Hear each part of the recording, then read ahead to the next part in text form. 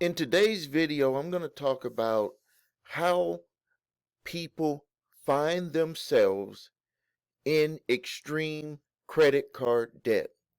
Credit card debt is at an all-time high, and people are struggling to make their payments. Some people have defaulted on their credit card debt, and they have lawsuits or from debt collectors or from the original creditors.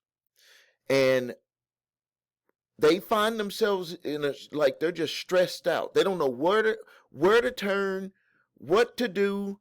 It's just like they're just trying to figure out a solution so they're able to move forward in their life. And I understand what you could potentially be going through, because it's more than just not being able to pay the bill. It's a lot of feelings go through your system. Like, you're probably having some crazy feelings going through your system, and you probably are having some trouble sleeping, and you're probably putting up a face to your friends, family, and even close family members. You could be putting up a face for your spouse where you're hiding things. And what we want to do is we want to not hide stuff from people, and we want to get real about what we're facing so we can put together a solution. But it's easy for someone to offer a solution when they don't take into account the feelings that you may be having because you're going through it. There was a close business associate that came to my office yesterday, and he was texting me over the weekend. He was like, I need to speak to you. I need to speak to you. And I was like, what do you need to speak to me about? And I'm thinking that he wants to speak to me about some business stuff. And when he comes, sits down in my conference room, and we're sitting at the table, and I was like, do you want to sit on this end that was kind of closer to my employees, or do you want to go sit on the other end where no one could really hear us? He was like, I want to go sit on the other end. And I was like, well, this is going to be something important. He said, Steve, I'm thinking I'm going to be filing bankruptcy.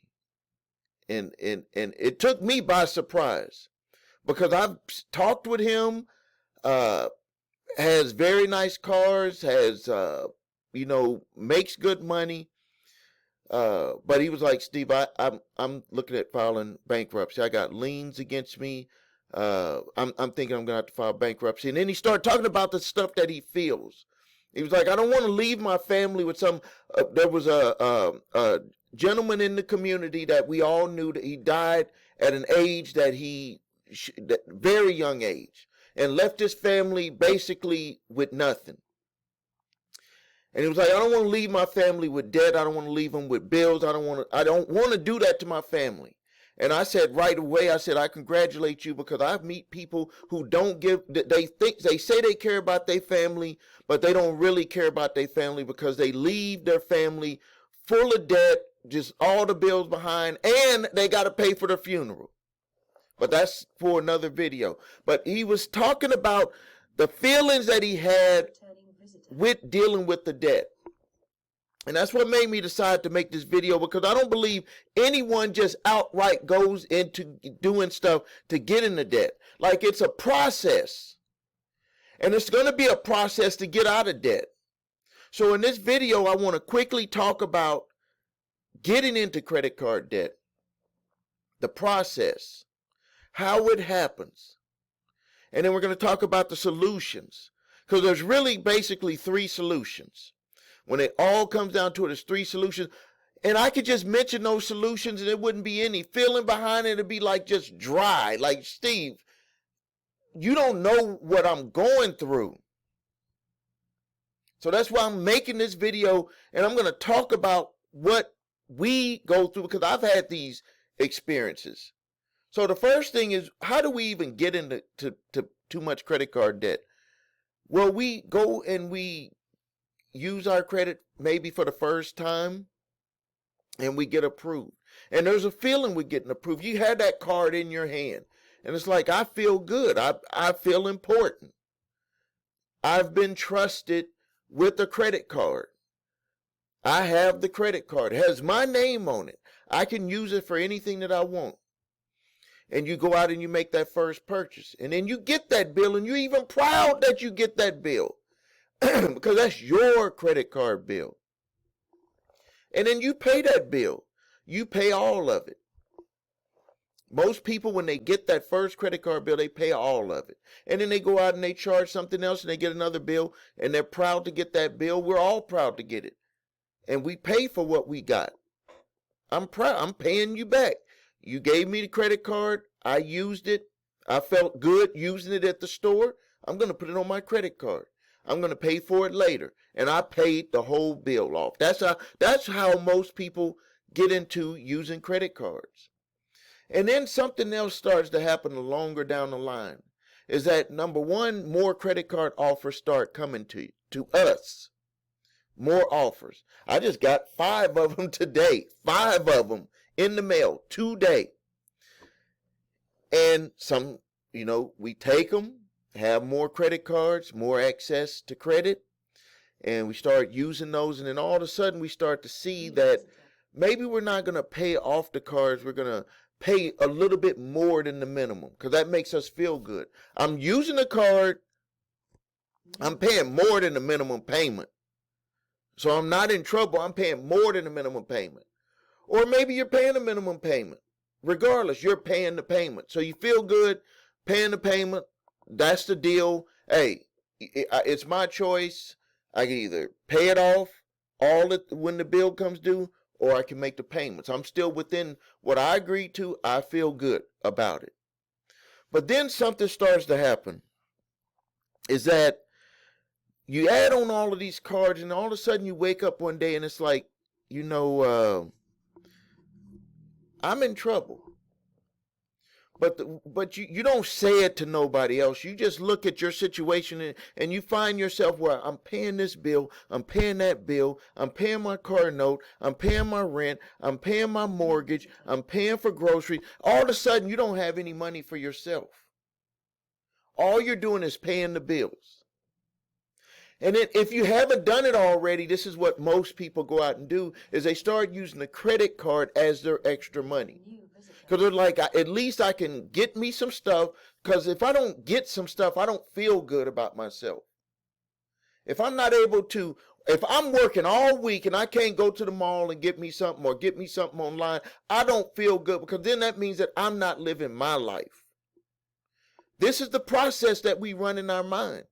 And then if married couples, I see this a lot. I went through this. You buy something and I'm going to buy something. It's not fair. It's not fair that we both go to work and then you go get something and then I can't go get something. That's what happens. That's the real deal about what happens. But with all of that happening, what people find themselves in the end, when they know they are in trouble, is because the first signal is that all of your money is going to bills. And that gives you a feeling inside like, man, am I just here to just work and pay bills? Is that what this is all about? Not remembering that you got yourself into that situation and it was a process. Some people, the process is quick. Some people, it takes years. I have people that come to me, they're in their late 30s, 40s, 50s, 60s, and some in their 70s, and they find themselves in a situation that took years, and they are proud, very proud people. And they deserve to be proud people. They say, I've paid my bills my entire life, and now that I'm in trouble, they treat me like you know what. And why can't they look at what I've done in the past to show that I was a great client for them? I made my payments to them. But it seems like they don't care. And when they don't care, then you start to think people don't care about you. And then what happens is that you start to lose confidence. You start to have a loss in your self-worth, and you lose direction in your life. So when you start to lose self-confidence, if you're not married, you lose it in yourself. It's where you may not say it outwardly, but you go around, you walk around, your expressions on your face, the worry, you can't sleep at night, all of this stuff is just written on your face, and the way that you go out in your life, it just seems like everything is just going downhill against you. And when you try to do things to fix stuff, it seems like it's going uphill. And then if you're married, you and your wife or your spouse or your significant other, you're fighting. And then the children start to see it and they start to react. And all of that stuff just builds up in your head and you want to just go to work. And even though when you get to work, you had that expression on your face, people can read your mind and they react to you a certain way. So even when you go to work, it's tough to go to work. And you don't even like going to work because when you go to work, all it feels like is you're working to just pay the bills. And now you just had this vicious cycle. And then you lose direction in your life because you don't know what's going to happen the next day. You don't answer the phone when debt collectors are calling or the creditors are calling. All of this stuff is just going through your mind and you have no direction. And then hopefully you find a video on my channel. You find me. Because I tell you the real deal. I don't hide nothing. I tell it like it is, and you can like it or not like it, because no matter what the solution I give you is the solution that you take with you, and that's going to change your life. Because you can't take me with you. You can't put me in a bag and be like, okay, Steve, come with me to make this decision. Come with me, make that decision. Come with me to help me get this stuff right with my spouse. I can give you the information, and I give it to you real. But you have to make a decision in your own life to understand what got you to this situation, and that what got you there, you're going to have to put in just the same amount of work, if not even more, to get yourself out of it. And when you start focusing on that, then you're going to have some direction. And when you have a direction in your life, then you're going to start to feel better. You're going to be able to make clearer decisions. You're going to be able to sleep at night. And when you go to work, people are going to react to you differently. You're going to start liking your work again, or better opportunities are going to happen to you. You're going to see that stuff starts to change in your life. Now, getting out of this debt, I put them in the 3 buckets. I try to minimize stuff so much because I know that people get overwhelmed. They be like, I just can't do it. I can't do it. I done seen people draw on a board talking about velocity, get out of debt using velocity, and it's just all these numbers, and people are like, I cannot do it. Even though you can learn anything that you want to learn, if you put your mind to it and you just do what you can and then back up and then make sure you internalize and learn what you just learned, and then you go forward to learn a little bit more, and you go backwards and you just keep doing that, and you can learn anything.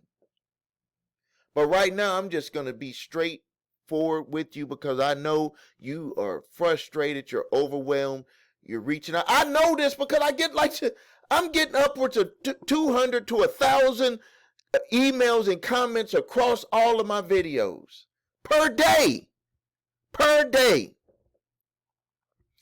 So let's look at our 3 buckets. Bucket number 1 is where you want to save your credit. You don't want to go through it. You want to save your credit. And the reason why you want to save your credit, because you don't want to go through the feeling of having bad credit. You don't want to have to go through the feeling of people looking at your credit for whatever. It could be for your job. It could be when you go to get a newer car. It could go when maybe you have a house that you want to move to in the future. They're going to run your credit. If your credit is messed up, it's going to set you back some steps. So that's the feeling that you're going to experience if you make the other decision not to save your credit. See, if I just say, well, you want to save your credit, okay. You want to mess up your credit, which is going to be option 2 that I'm going to talk about. That's easy to say, but there's feelings that's going to come with it. There's circumstances that come with those decisions, and circumstances react as feelings inside of us. So when I say do you want to save your credit? It's more than just the words of saving your credit. It comes with everything that you want to use your credit for in the future. That will give you direction on what direction you want to go. So remember when I said you have no direction in your life? Well, if you want to get out of debt and save your credit, that's the decision, and those are the circumstances that you want to live within, then you are going to have a solution to budget your money and pay down that debt. And if you have to come up with other money, you got to come up with other money, because you said you want to save your credit. You don't want to go through the circumstances that are going to happen if you mess up your credit. So you know your decision. You know your direction. So let's talk about some things that you can do that won't hurt your credit, that can help you gather cash and reset and start to budget. Now, budgeting, this is the easiest way to do it. Is for the first couple of weeks, everything that you buy, you get a receipt, and you open that up and you look at everything that you purchase and you say, look at how much money I spent. This is how you're going to find money that you wondering, like, where did my whole paycheck go? Where is my paycheck going? This is where your paycheck is going. So you know your bills that you're paying, but where is the extra money going? This is how you're going to find out where the extra money is going. So everything, just put in an envelope. Do you want your receipt, sir or ma'am? Yes. Give me my receipt. Put in an envelope. In 1 week or 2 weeks, however you want to do it, add up all that money that you just spent. That's where your extra money is going. So that's right there is where your budgeting starts, is don't spend on that. Don't spend $8 to $15 a day going to lunch from work. Don't go out to dinner. I'm just telling you, if you want to get out of debt without messing up your credit, these are the things that you're going to have to do. That's what you said you want to do. That's what you said you want to do. I didn't say it. I'm giving you the solution, but that's what you said you want to do. The next thing is that you want to get potential deferments on your accounts. Some creditors, all the creditors offer it. It's just going to take some work to get to it. And you tell them that you're experiencing financial difficulties and that you need to defer your payments. And you want to make sure that they're not going to harm your credit. They're not supposed to report. You can get that in writing and say, will this hurt my credit? And they should say no. Get it in writing, and they can defer your payments for 3 to 6 months. You can do this on everything that you have. They put payments on the back, whatever.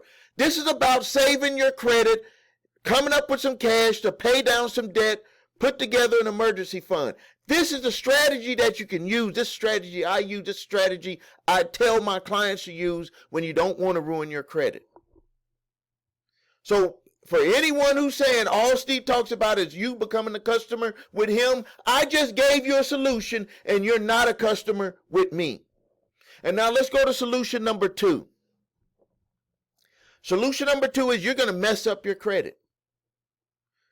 Because you cannot, if you cannot budget and you don't have the money to pay, you done got yourself into a bad situation, you go into what I call default mode. Default mode means I just need to make sure that the family is taken care of, transportation, food, roof over us, electric paid. All of that is like the foundation, because if you don't have that foundation, you're going to be in a lot of trouble. So we want to make sure we have that foundation under us, and then we get ready. It's like we're about to go to war, and we're going to have to figure out ways to settle this debt with these creditors. And we got to let them know this is what's going on, and this is how we're going to put together a plan to settle these debts with you. And it might take a year, it might take 2 years, it might take 3 years, but at least I'm going to have some direction and understand the consequences of what I'm going to do. That means my credit is going to be messed up. And no, you're not even going to be working on your credit during that time frame. So there we go again. I just told you the solution, and you're not a customer of me, of my company. This is what I've told people to do, and this is the exact plan that my wife and I had to do because we were too much in debt and we just had to destroy our credit, and this was the option that we had for us. So we settled, couldn't pay the cards, they charged off, which is a personal decision that we had to make. Charged off, they even repoed some of our vehicles because we had too many vehicles. Period. You don't need to be paying payments. If you pay cash, that's different, but you don't need to be paying payments on all these vehicles. And we paid the difference and settled those accounts. And it took us 5 years, 1994 to 1999. But I can tell you, when we started the process and made the decision, the stress and all of the stuff stopped because we had a direction to go. And the direction was get his stuff back and settle, and no matter how long it took, it's going to take that long, period. But we know what we're going to do. We're not leading our life in with no direction, and we're getting out of this debt. And some people it could take a shorter period of time, some people it could take longer, but I can tell you the day that you decide to do it, you're going to feel great, wonderful. All of these great feelings are going to come to you. And yes, you still have an uphill battle, but there's a difference when you have an uphill battle with direction and a difference when you have an uphill battle in no direction. And now bucket number 3, which is what my business associate came to me about yesterday. And he said, I'm thinking of filing bankruptcy. And I said, number one, I cannot advise you on anything legal.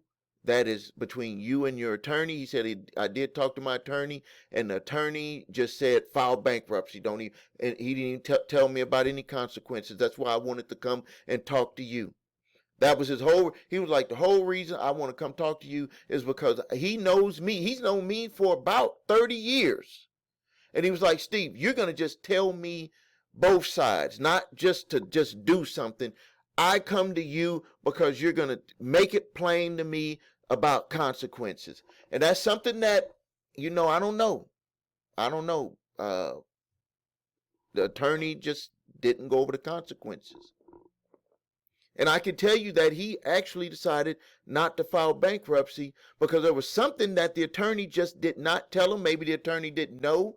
Maybe the attorney would have looked at it later. But it turned out he didn't even have to file bankruptcy because there was a solution right there that he just didn't know about. But bankruptcy is an option. And there's a Chapter 13 bankruptcy where you only qualify to where you can't file a Chapter 7, and you have a repayment program. And you can discuss that with an attorney, what that's all about.